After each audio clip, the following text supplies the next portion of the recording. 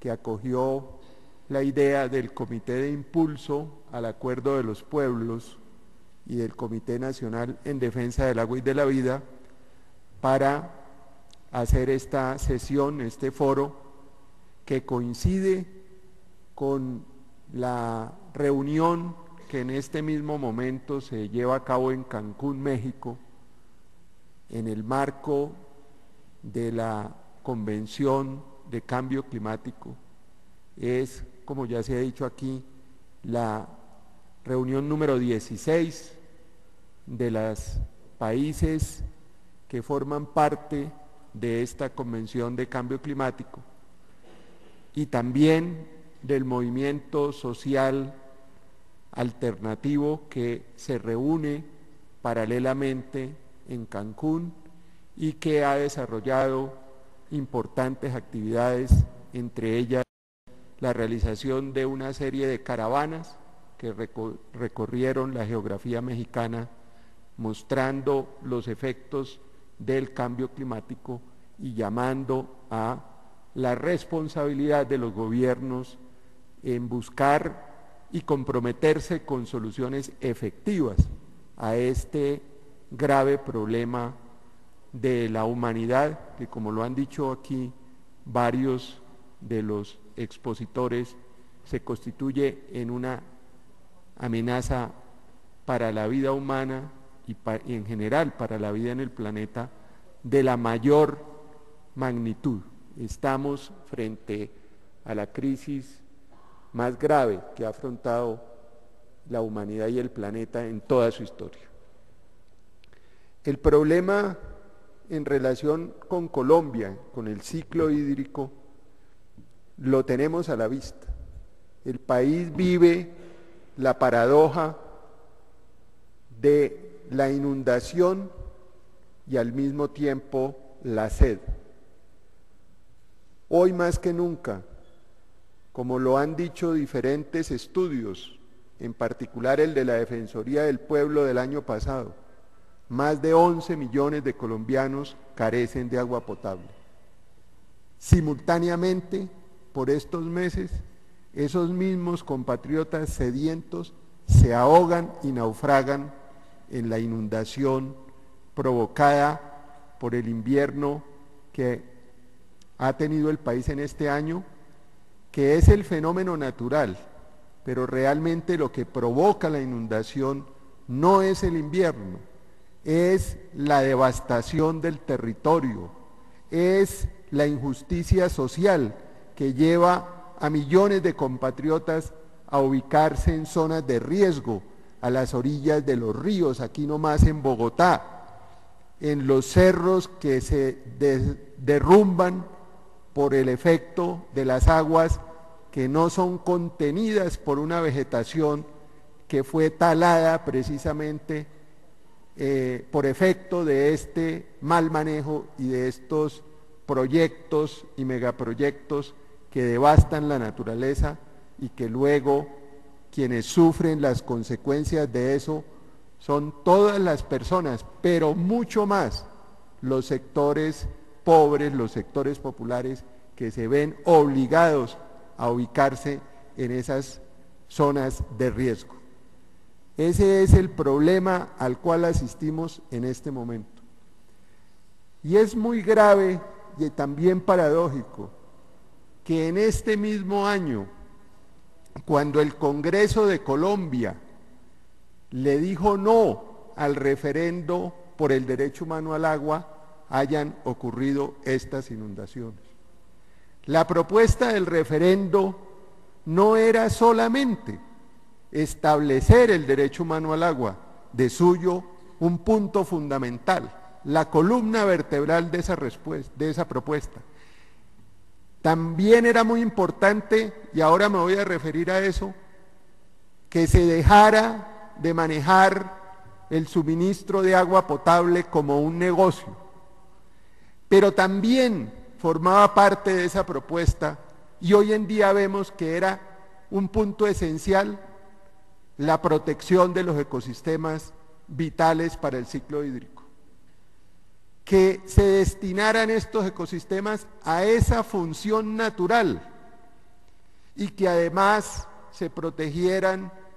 los ríos, los cuerpos de aguas, las rondas, todos los elementos que resultan fundamentales para el ciclo hídrico. Hoy estamos viendo cómo las organizaciones que promovieron el referendo, la Central Unitaria de Trabajadores, la ONIC, los grupos ambientalistas, la Unión Nacional de Usuarios de los Servicios Públicos, la Asociación de Vocales de Control de Servicios Públicos, teníamos toda la razón cuando proponíamos eso. Y el Congreso de Colombia, en cuyo recinto estamos hoy, le dijo no a eso. Le dijo no a la posibilidad de que el pueblo colombiano se pronunciara sobre esa propuesta. Creo que el juicio de responsabilidades que hay que hacerle al Congreso colombiano, con excepción naturalmente de los sectores como el Polo Democrático Alternativo, como sectores del Partido Liberal, como otros sectores que acompañaron la propuesta, ese juicio de responsabilidades hay que iniciarlo ya, porque aquí se cometió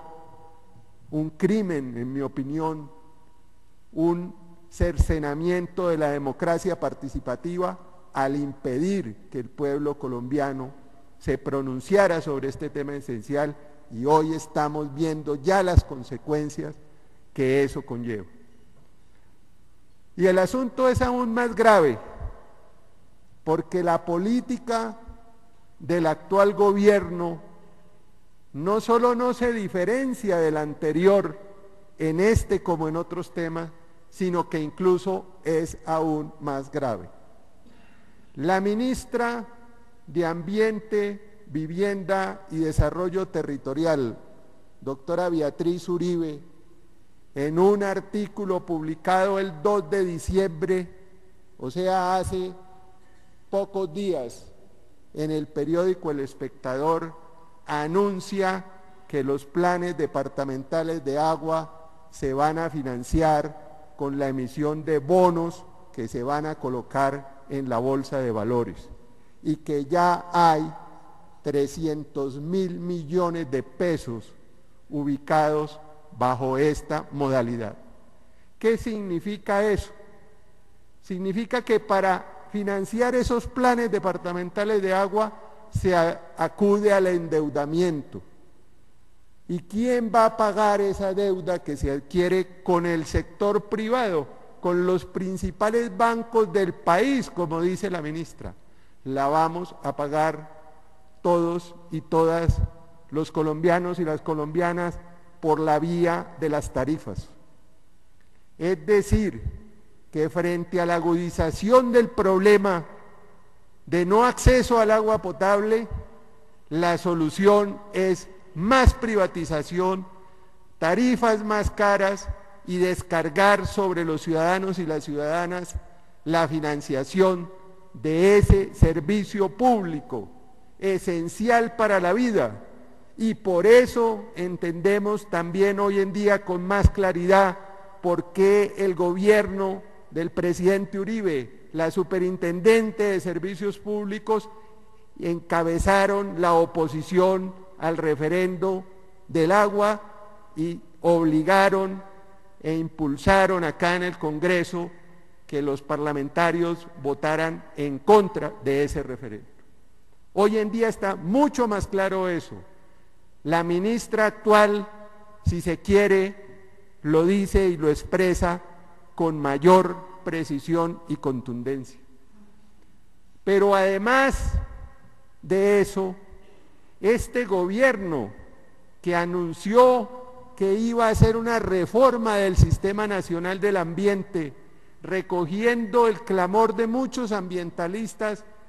que decíamos que la fusión del Ministerio de Medio Ambiente con la del Desarrollo era inconveniente, porque lo que iba a pasar ahí, como efectivamente ocurrió, era subordinar la política ambiental a las políticas de desarrollo que se han criticado aquí. Este gobierno supuestamente iba a reparar ese error restableciendo el Ministerio de Medio Ambiente. Y efectivamente lo va a hacer, pero creando un Ministerio de Medio Ambiente, como lo dijo el exministro Manuel Rodríguez Becerra en una columna del Tiempo, raquítico,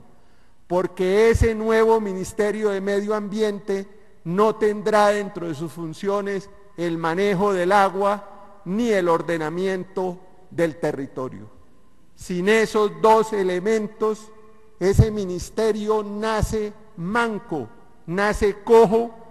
y a lo sumo será una hoja de parra para cubrir el hecho innegable de que Colombia, el gobierno colombiano, vive de espaldas al medio ambiente y a la naturaleza. Las cosas son coherentes. Se financiariza el agua potable, se mercantiliza el agua y al mismo tiempo se maneja eso en un ministerio diferente al del medio ambiente, precisamente para poder hacer mejor ese negocio.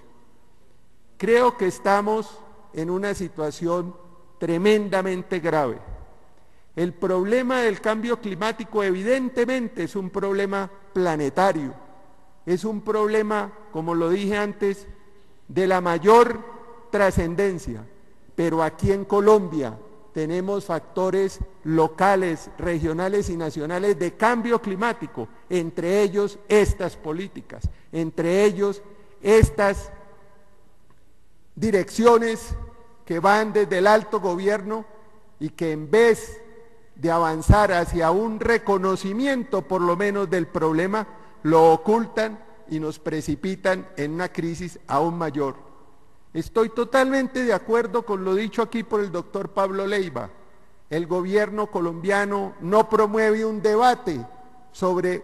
cuál es su posición frente al tema del cambio climático. Viaja a Cancún casi que clandestinamente y solo en algunas declaraciones de los periódicos sabemos por la negociadora de Colombia en estas instancias de la Convención de Cambio Climático, la señora Andrea García, que el principal interés del gobierno colombiano en Cancún es que se apruebe el mecanismo de reducción de emisiones por degradación y deforestación, REDD, que no es otra cosa que venderle el territorio de los indígenas y de los afrodescendientes y otras partes del territorio colombiano a la bolsa de mercados de emisiones de carbono por la vía de cuantificar la capacidad de esos territorios para absorber CO2, emitir bonos que se venden en las bolsas de valores, enriqueciendo a los especuladores y obligando a estas comunidades que caigan en esa trampa a dejar sus territorios intactos por 30 o 50 años, a no poderlos utilizar ni siquiera sosteniblemente y convirtiendo a esas comunidades en parásitos y en personas dependientes de la limosna que les van a dar supuestamente para que accedan a ese mecanismo. Es decir, una suerte de cheques de familias en acción para prevenir el cambio climático supuestamente. Yo creo que tenemos que tener total claridad sobre estas políticas y rechazarlas de la manera más enérgica. Termino diciendo que además de este foro, el Comité de Impulso al Acuerdo de los Pueblos sobre Cambio Climático, que es así una verdadera alternativa al problema, ha impulsado la recolección de 5.000 firmas